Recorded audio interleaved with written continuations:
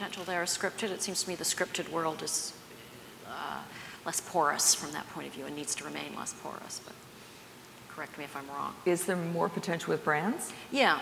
Oh, I think so.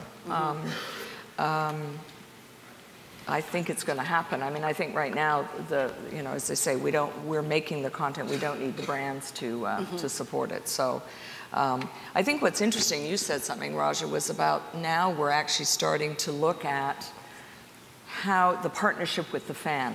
So this is a bit of a segue off something Raja said, Kate, which is we decided we wanted to create a series for 18 to 30-year-old women, a web series. And so instead of just going to a bunch of writers, we decided to go and look at what the fans in that 18 to 30 group were. And it's very much fantasy, and it's, Once Upon a Time, it's Lost Girl that Chris was talking about at Shaw. And we realized that one of the areas that young females like, as they say, is fantasy, we realized that fairies hadn't been done. So what we've actually done is we've started to engage with the fans before we've even created that content to find out what those things are that they like, then go to a set of writers and be able to give them the parameters of that. So that was my segue off, just again, the partnership with the fan, as opposed to creator just going out there saying, do you like my content and how can I, is actually go to them, find out what they like and create it for them. I'm told we should go to questions. So is there a mic out there? Do we have questions from the floor?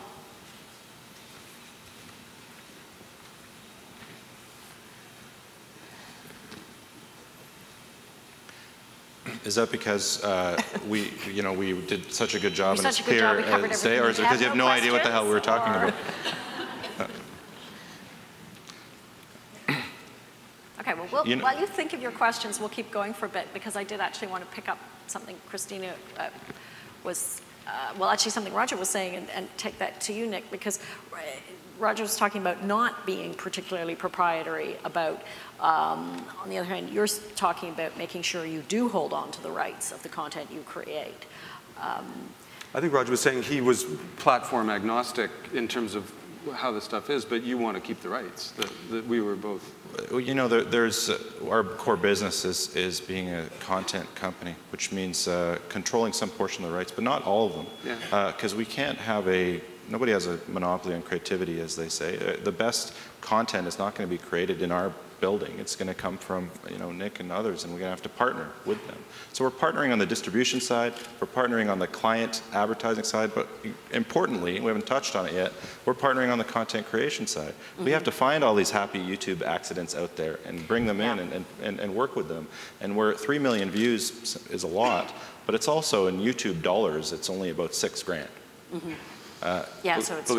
So it's not it's not a lot in one way of looking at it, but it's a spark of something. So can Nick turn that into a franchise on his own, or maybe there's a way to partner with us to turn it into something bigger together? And that's critical to our success too, is finding the creators and partnering with them. We have a question over here. Hi, thanks for putting together the panels. Excuse me, it's been an interesting morning. I have a question related to the sales process to these brands, and it's a little bit of an odd question given the environment we're in, but I'm struck by the fact that many of you have successfully sold major content programs, custom content programs to large brands. Many of you have perhaps tried and succeeded at different levels, but that to me strikes me as an original thread with this particular panel. When you sell those programs to Red Bull, to Scion, to some of the people that you've tried to at Shaftesbury, is it a CMO conversation? Is it an agency conversation? The media buying agency, the ad agency, all of the above? Because I think many of us in the room would very much like to get major advertisers to sponsor various initiatives that we have. And the sales process is frankly extremely challenging. Many times the Canadian folks are just sort of a pale shadow of what they do in the US, and so it's very hard to even start that original conversation. So to the extent that you're comfortable reflecting on some of those sales processes that have worked, I'd appreciate it. I can take that on. I mean, in each scenario, it's completely different. Red Bull is a client direct scenario. My relationship is with the Red Bull Toronto office, and through them, their other offices. Scion, probably a bit of both, Toyota client side, and they have an events agency. that they work with, and they're very active. I mean, one of the things, to your point about being the media company, there was actually they did a survey in the States with Scion, because they do all kinds of metal shows and dance music things, and they asked the kids at these events what Scion was. And they thought it was a magazine. They didn't know it was a car. And is that okay? Is that okay? I think that's kind of what the brand wants. It's kind of like, you know, if you see somebody wearing a Nike shirt, does that mean they're an athlete?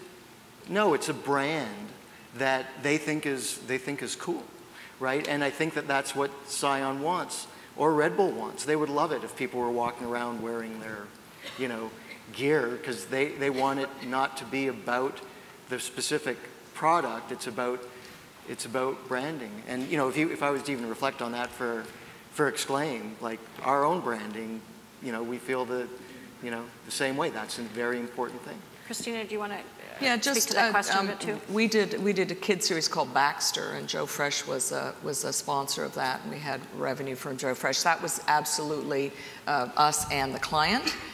With Backpackers, that actually we're going to, with both CW, CTV, and probably now an international broadcaster, they're going to handle those brand relationships for us.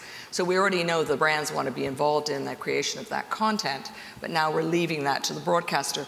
So Shaftesbury is trying to do both, but right now our primary focus is to work with the broadcasters to create the content and let their relationships with the brands bring us some of that revenue, than us having to go out and start all those relationships. Raja, any thoughts of response from you to that question? Biggest pots of money are still with the media buyers and planners. I'm in the business of making them look like superstars.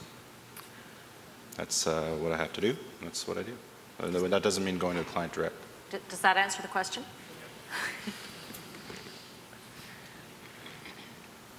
Were there other questions? No, we're good? Good. Well, thank you all so much. This has been really, really interesting. Fascinating for me, because it's all sorts of stuff that goes deeper than I usually get to find out about your industries. So thanks so much for participating. Thank you.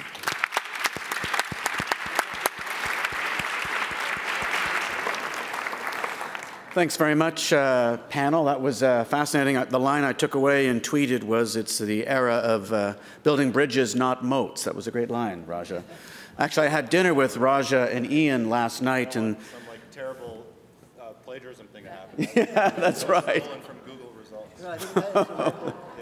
I may just have put you in a heap of trouble then, Raja. Sorry about that. But I had dinner with Raja and Ian last night, and they assured me that they would probably come to blows in this panel. So I'm not sure what happened there. But anyway, thanks. Thank you very much.